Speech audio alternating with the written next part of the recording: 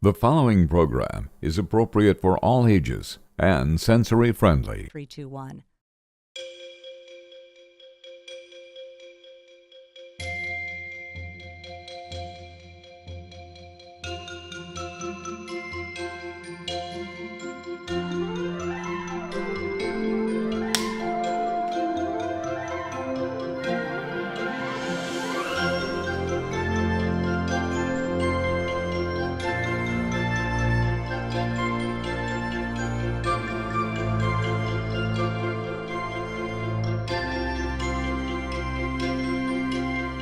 From the studios of the Autism Channel in Palm Beach, this is the Autism Channel World News with Tracy Cooper. Thank you for joining us today. We hope you had a great weekend. We begin in New York City, where one man's good intentions got him into some serious trouble with the law. Darius McCullum, a New York man on the autism spectrum, is out on parole after being arrested for posing as a transit worker. A lifelong enthusiast of public transportation, McCullum spent his childhood memorizing the very complicated system map of the New York subway. Though transit systems are a common special interest among people with Asperger's, McCullum never secured employment with New York's Metropolitan Transit Authority, or MTA. So when he began operating subway trains without a license, he ran afoul of the law for making the city's public transit perhaps a little too public. McCullum's latest arrest, his 27th, was for assuming control of a New York Trailsway bus. McCullum found the bus with the keys left in the ignition and took off. For this act of larceny, McCullum faced up to 15 years in prison. However, his lawyer reached a settlement with the District Attorney of Queens. McCullum will enter therapy for his autism spectrum disorder and enroll in a vocational school. Though Asperger's has been brought up in previous court appearances for almost 10 years, it is only now that a judge has taken his condition into account. McCullum is relieved to be out of jail and away from the gang mentality that bothered him so much. The MTA has no plans at this time to offer McCullum employment. Autism World News will continue with Tracy Cooper right after this. The Autism Channel needs your help. We're setting a goal of reaching as many of the 1/2 billion people touched by autism on this planet.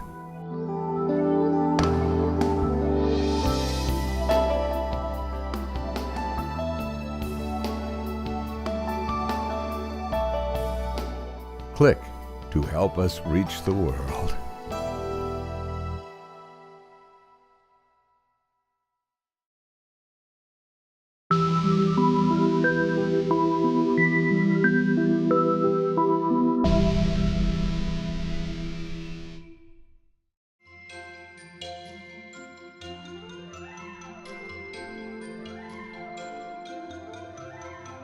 Here again is Tracy Cooper.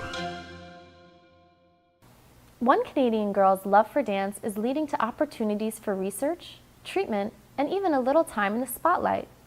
Throughout the month of December, you can see productions of Tchaikovsky's famous ballet, The Nutcracker. In Toronto, the National Ballet of Canada put on their production of the holiday tradition and really made an impact on 11-year-old Clara Bergs, who is autistic and suffers from DiGeorge syndrome, a genetic disorder. Nonetheless, Clara loves to dance and acted out her favorite scenes from the ballet following the show. That's where Clara and her mother happened to meet a therapist who's interested in dance as a tool to treat autism. Now, Clara is slated to perform at the anniversary party for Carrie's Place, a Canadian autism service center.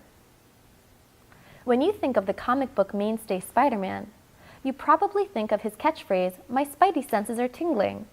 Senses that are tingling just a little too much are at the root of one very special event, as the Theater Development Fund recently presented a sensory-friendly edition of the hit Broadway musical, Spider-Man: Turn Off the Dark. It's not the dark they turned off at this matinee performance, but rather the strobe lights and loud sounds that can make seeing musical theater difficult for children on the spectrum, as much as they may love Spider-Man otherwise.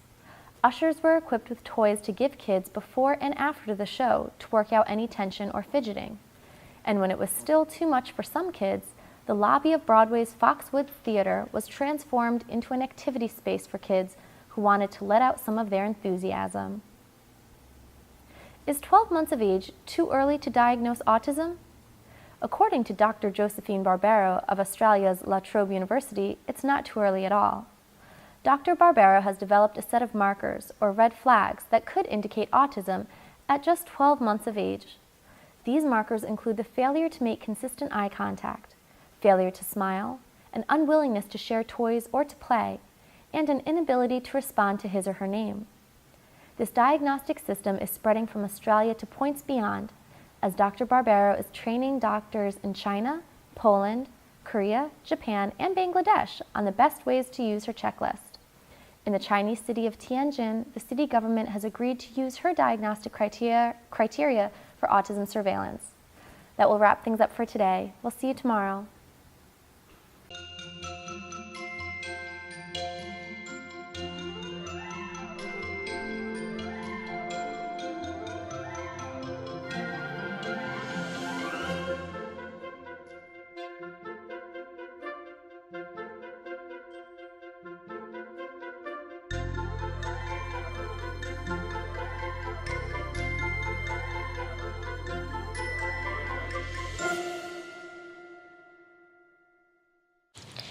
Everyone, this is Avalon from Nature Tracks with Avalon, and this is the Autism Channel.